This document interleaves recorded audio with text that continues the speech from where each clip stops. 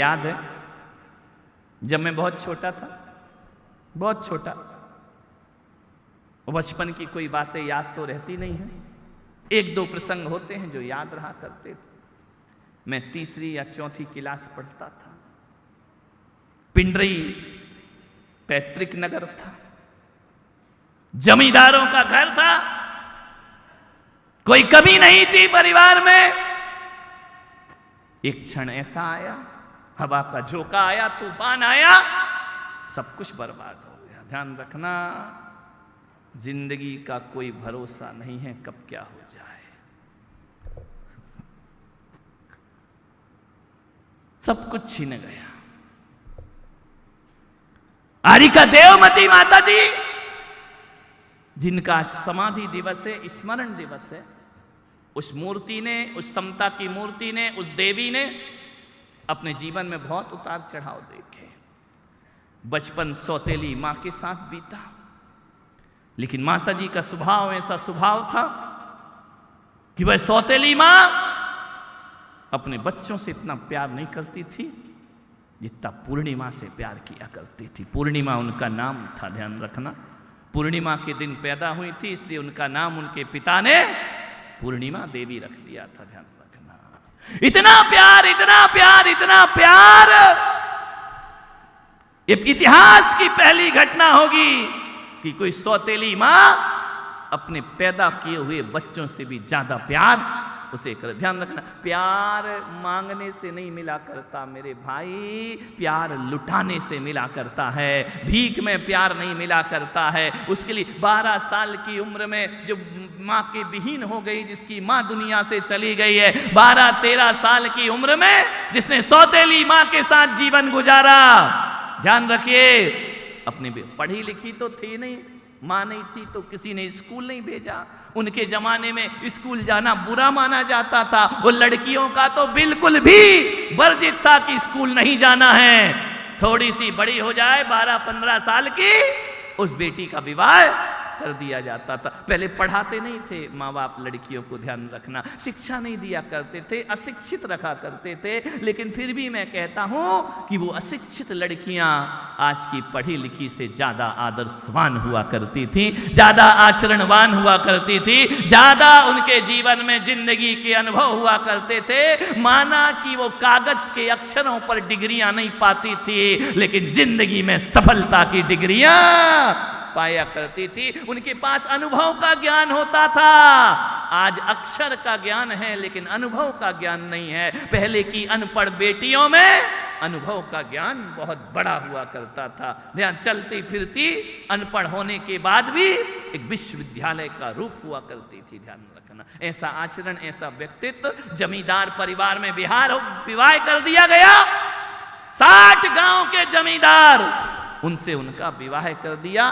13-14 साल की लड़की के हाथ पीले कर दिए जाते हैं। ध्यान रखना, शादी कर दी जाती है, विवाह कर दिया जाता है। धनाढ्य घर में पहुंची, किस्मत लेकर आई, अकूत दौलत जिसके परिवार में 20 नौकर चाकर उनके घरों में। ध्यान रखना, माता जी हर परिस्थिति में समता भाव रखने वाली थी। दौलत थी तब भी उनको अहंकार नहीं था, और दौलत चली गई तब भी उनको हीन भावना नहीं आई उनके जीवन में। उन्होंने कहा ये सब होते रहता है, वक्त किसी का एक सा नहीं होता है। और एक दिन उनके बड़े पुत्र की मृत्यु हो जाती है। बड़े पुत्र जो मेरे शरीर के पिता थे, उनकी मृत्यु हो जाती है। पुत्र शोक, फिर उनके पति की मृत्यु हो जाती है।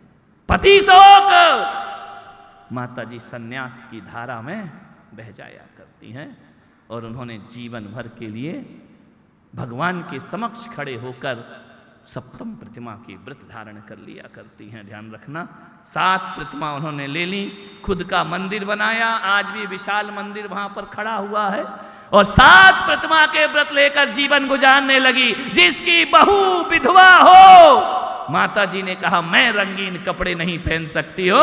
माता जी ने गद्दे का त्याग कर दिया, रजाई का त्याग कर दिया, उसी दिन से चटाई पर सोना प्रारंभ कर देती हैं। लंबे लंबे केसों को काटना प्रारंभ कर दिया और उन्होंने अपने जीवन में 24 घंटे में एक बार भोजन का नियम ले लिया।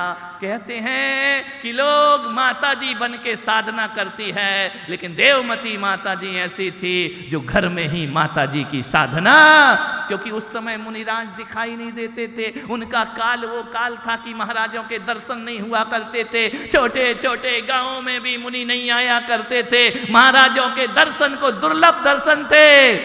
माता जी बड़ी भक्त परायण। एक दिन वह जाने लगी, पता चला कि दुर्ग छत्तीसगढ़ में तपस्वी सम्राट आचार्य शनमती सागर जी का चातुर्मास हो रहा है। उन्होंने अपने पुत्र से कहा कि मैं चाहती हूं कि ये वाला पर्युषण पर्व मैं किसी दिगंबर संत के चरणों में व्यतीत करूं। माता जी वहां जाती हैं, पहुंचती हैं। जाने से पहले मैं तीसरी चौथी क्लास में था, मुझे बुलाया, इधर आ। दादी से हम लोगों का बहुत प्रेम था और पहले के जमाने में मां से ज्यादा दादियों से प्यार हुआ करता था। उन्होंने कहा इधर आ। मैं लिपट गया। मैंने कहा कहां जा रही हो? नई साड़ी पहनी। सफेद साड़ी तो थी लेकिन नई पहनी थी। मैं छोटा था, समझ गया कि कहीं ना कहीं जाने वाली है। मैंने कहा कहां जाने वाली हो? बोले कहीं नहीं। उसके पास उसके पॉकेट में आज भी मुझे याद है 40 पैसे थे। पहले 10 से पंजी चलती थी ना, छोटे त्रिकोण, वो जोड़ जाड़ के 40 पैसे उसने मेरे हाथ में रखे। बोले ये पैसे पकड़, मैं जा रही हूं। मैंने कहा क्या करूंगा 40 पैसे का? मालूम जाते जाते क्या सीख देकर गई कि तेरे भाग्य की रेखाओं में मैं 40 पैसे रख रही हूं। अनपढ़ थी लेकिन वाणी इतनी संस्कृत और सभ्य थी, सुसंस्कृत भाषा बोलती थी। मैं जाते जाते तेरे हाथ में 40 पैसे रख रही हूं बेटा। अब 60 पैसे कमाना तेरी जिम्मेदारी है, ध्यान रखना। पूरे 100 करना तेरी जिम्मेदारी है। उतनी सी उम्र में मैं कुछ समझा नहीं। मैं तो दौड़ दौड़ के आ गया। 40 पैसे, पहले 40 पैसे का मतलब 40 रुपए, ध्यान रखना। इतनी कीमत हुआ करती थी उस 40 पैसे की। बोले 40 पैसे को 100 बनाना तेरा काम है। मुझे कुछ समझ ही नहीं आया क्या बनाना क्या नहीं बनाना। मैं तो खुश हुआ कि 40 पैसे, और दादी गई तो जाए, पैसे तो दे गई। बड़े आनंद थे। मैं था, जयसागर महाराज जिन्हें आप जानते हैं, हम दोनों घर में थे, भाई हैं, दोनों घर में थे। भगवान का अभिषेक हमारे यहाँ मध्य प्रदेश में महिलाएं अभिषेक नहीं किया करती हैं, स्त्री अभिषेक नहीं किया करती हैं, पुरुष को ही अभिषेक करने का अधिकार होता है। वहां पर जब कोई अभिषेक करना होता था तो माता जी हम लोगों से कहती थी बेटा भगवान का अभिषेक करके दिखाओ। हम लोग भागते थे, नहीं दिखाना, परेशान करते थे। तो मालूम है क्या कहती थी? इधर आओ, अभिषेक करके दिखाओगे 1 रुपया दूंगी, ध्यान रखना। 1 रुपया? बोले हाँ। हम दोनों भाई कहते थे चलो 1 रुपये में 50 पैसे तू रख लेना और 50 पैसे 1 रुपये की लालच में हम भगवान का अभिषेक किया करते थे। जिस दिन पैसा नहीं दे उस दिन अभिषेक करने का ही नहीं, ध्यान रखना। 1 रुपए की लालच में अभिषेक किया करते थे। मालूम है, छोटी सी घटना है। बहुत ऊंची बेदी थी वहां पर, चंदा प्रभु भगवान की बेदी थी। जयसागर मेरे से बड़े हैं, वो चढ़ जाते थे, मैं छोटा था, बेदी पे चढ़ते नहीं बनता था मेरे से। वो हाथ पकड़ के ऊपर लाते थे और क्या करते थे, शैतान तो पहले भी थे और नहीं, अभी कौन से वो कम शैतान, अभी भी उनका आतंक चलता ही है, ध्यान रखना। वो क्या करते थे, छेड़छाड़ करते थे। अभिषेक का कलश मेरे दोनों हाथों में पकड़ा देते थे और मेरी धोती खोल देते थे। मैं जोर जोर से रोने लगता था, धोती खोल दी, धोती खोल दी। दादी खड़ी खड़ी ये बाल सुलभ चेष्टाएं देकर आनंद से भर जाया करती थी। मैं कहता था नहीं करना मुझे अभिषेक। दादी मुझे कहती थी बेटा देख रोता क्यों है? मैंने कहा मेरी धोती खोल दी। बोले बेटा अपने भगवान भी कपड़े नहीं पहनते, और एक दिन ऐसा आएगा तुझे भी कपड़े नहीं पहनना है, ध्यान रखिए। क्या संस्कार दे रही थी मुझे समझ नहीं पता। दोनों को बहुत प्यार करती थी। वो जिन जिन से उसने प्यार किया वो सन्यास की धारा में बह गए। मुझे कहती थी जाओ दर्शन करो, मैं चावल लेता था, फेंक आता था, चिड़ियों को डाल देता था। एक दिन शिकायत गई कि मंदिर नहीं जाता है, चावल फेंक के चला आता है। मेरे से बोला चावल कहाँ है? मैंने कहा चढ़ा दिए भगवान को। बोले झूठ, चावल कहाँ रखे तूने?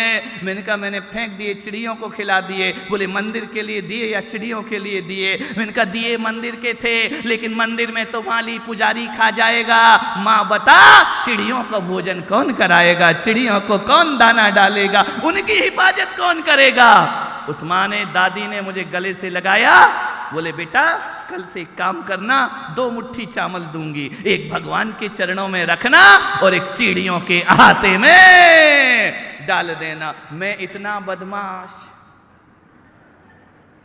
कि दोनों मुट्ठी चिड़ियों को ही फेंक के आ जाता। उसे पता लगा कि फिर गड़बड़ी कर रहा है। उनका इधर आ, कल से खाना नहीं मिलेगा। मैंने कहा क्यों? मंदिर जाता तो हूं। बोले नहीं, झूठ बोल रहा है।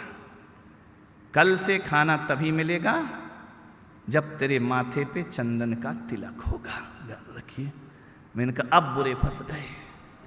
अब चंदन का तिलक पान की दुकान में तो मिलेगा नहीं, चंदन का तिलक किराने की दुकान पे तो मिलेगा नहीं, चंदन का तिलक बाजार आजकल बिक रहा, पहले नहीं बिका करता था। ध्यान रखिए, चंदन कहीं नहीं मिलेगा, होटल में नहीं मिलेगा, किसी दोस्त के घर में चंदन नहीं मिलेगा। अब बेटा खाना खाना है तो चंदन का तिलक लगाना है, और तिलक लगाना है तो रोज मंदिर जाना है। ध्यान रखिए, उसके अलावा कहीं तिलक मिलने वाला। सोचो ये अनपढ़ माताएं कैसे संस्कार दिया करती थी जीवन के। भावना रखी कि किसी संत के सानिध्य में चातुर्मास हो। पर्यूषण पर्व हो, दुर्ग में पर्यूषण पर्व चल रहा था, और इस धरती पर मैं कह सकता हूं बहुत बड़े बड़े आचार्य हुए होंगे, मैं सबको प्रणाम करता हूं, लेकिन तपस्वी सन्मति सागर जैसी तपस्या दूर दूर तक कहीं नजर नहीं आया करती है। कैसा कठोर तपस्रण करने वाले आचार्य सन्मति सागर महाराज 1 लीटर छाछ में जिंदगी गुजार देते हैं। उपास करने 8-8 दिन आहार पे नहीं उठते हैं। 1 दिन आहार लिया, 1 लीटर छाछ पिया और महाराज बैठ जाया करते थे। मैंने उनके दर्शन किए हैं। 3-3 घंटे की सामायिक खड़े खड़े महाराज किया करते थे। कितना भी उपास हो, कुछ हो, उन्हें कभी चर्या से समझौता नहीं किया। ऐसी कठोर तपस्या, ऐसी कठोर साधना इस युग में यदि किसी ने की है तो तपस्वी सम्राट सन्मति सागर। उन जैसा तप, उन जैसा उपरिचय, उन जैसे उपसर्ग, बहुत उपसर्ग आए उनके जीवन में, लेकिन कभी भी उन्होंने अपनी तपश्चर्या को छोड़ा नहीं। ऐसे कठोर साधक कह सकते हैं कि हमने दीक्षाएं भले कहीं भी ली हों, लेकिन हमारे कुल गुरु के रूप में कोई है तो तपस्वी सम्राट सन्मति सागर जी महाराज है। कठोर तपस्या किया उन्होंने। ऐसे ही उनके नियम थे, बड़ी अटपटी संकल्प थे उनके। उन्होंने अभिग्रह ले लिया कि कोई दीक्षा लेगा तो आहार लूंगा, नहीं तो नहीं लूंगा। 1 दिन 2 दिन और कोई नियम हो तो निभा भी दे समाज। मैं सोच रहा था कि यदि मैं ऐसा ऋषभदेव में नियम ले लूं कि 2-4 और छूट छाट जाएंगे, दीक्षा तो कोई लेगा नहीं, ध्यान रखना। लेकिन महाराज तो तपस्वी सम्राट थे। 10 दिन तक आहार नहीं हुए, ध्यान रखना। निकलते थे दीक्षा। महाराज दुर्ग की समाज चिंतित हो गई कि महाराज आप कैसी प्रतिज्ञा लेके निकले हो? अणुव्रत दे दो, व्रत दे दो, आप तो कह रहे दीक्षा ले लो, दीक्षा धारण करो। उनको दीक्षा देने का बहुत शौक था। तुम चले जाओ यदि तुमने मजाक में भी नारियल चढ़ा दिया तुम्हारी दीक्षा फाइनल। ध्यान रखना। हमने कहा एक दिन महाराज को जब दर्शन किए कि महाराज आप इतनी जल्दी दीक्षा क्यों नहीं देते हो, ना परीक्षा लेते ना कुछ करते, वो निभा पाए नहीं निभा पाए। सन्मत सागर महाराज ने कहा दीक्षा देना आचार्य का काम है, पालन करना नहीं करना उसके भाग दुरुष की किस्मत का काम है। मेरा काम तो मोक्ष मार्ग पे लगाना है, मेरा काम तो मोक्ष मार्ग पे बढ़ाना है। कितना निभाता है नहीं निभाता है ये उसका प्रारब्ध बताएगा, उसकी होनहार बताएगी। महाराज फट से दीक्षा दे देते थे। दीक्षा 10 दिन से उपासी आत्मा, माताजी वहीं पर्यूषण में, उन्हें पता लगा कि एक आचार्य भूखा बैठा है, पूरी समाज चिंतित है, परेशान है। किसी का गुरु भूखा बैठा हो, समाज कैसे निवाला अंदर खा सकती है। ध्यान रखना महानिवर, ये दिगंबर समाज का गौरव है कि जब तक उनका गुरु आहार ना कर ले हमारी माताएं बहनें भोजन नहीं किया करती हैं। ध्यान रखना, इतना समर्पण उनका गुरुओं के प्रति होता है, उनके आहार के लिए अपना सर्वस्व समर्पित कर दिया करती हैं। मान्यवर विचार करिए, समाज चिंतित हो गया, कौन देगा आहार, कौन कराएगा आहार। और ये पूरा महाराज ने कहा नहीं लेगा कोई दीक्षा तो पूरे चौमासे आहार नहीं करूंगा। ध्यान रखना, स्तब्ध हो गई समाज। पूर्णिमा देवी को लगा कि मेरे होते हुए मेरा गुरु भूखा बैठे और मैं भोजन करूं, धिक्कार है मेरे जीवन को। उन्होंने जाकर आचार्य सन्मति सागर जी से कहा कि महाराज पारणा क्यों नहीं हो रही है। उन्होंने कहा कि मेरा अविग्रह पूरा नहीं हो रहा है, संकल्प पूरा नहीं हो। क्या संकल्प है आपका? कोई दीक्षा धारण करे तो पड़गाहन होगा। माता जी ने कहा कि महाराज कल आपका आहार जरूर होगा। कौन लेगा दीक्षा? माता जी ने कहा मैं दीक्षा की इच्छा से नहीं आई हूं, मैं तो केवल आपके साथ 10 दिन के पर्यूषण करना था, लेकिन आपने ऐसा संकल्प लिया है तो महाराज एक बात याद रखो, इस कलयुग में भी आप जैसे सन्मति महावीर हैं तो मैं भी चंदन वाला बन करके खड़ी हो सकती है। ध्यान रखना, जब एक चंदन वाला के कष्ट हरना थे तो महावीर जंगल से उठकर कारागृह में पहुंच गए, और आज महावीर मेरा कष्टों में है तो ये चंदन वाला खड़ी होगी। कल आप मुझे दीक्षा दीजिए और पड़गाहन करिए। ध्यान रखना महाराज, कल आपकी पारणा जरूर होगी। ध्यान रखिए। माता जी ने श्रीफल चढ़ाया, आचार्य महाराज पड़क गए और दूसरे दिन उनको पूर्णिमा देवी से देवमती माता जी बना करके उन्होंने खड़ा कर दिया।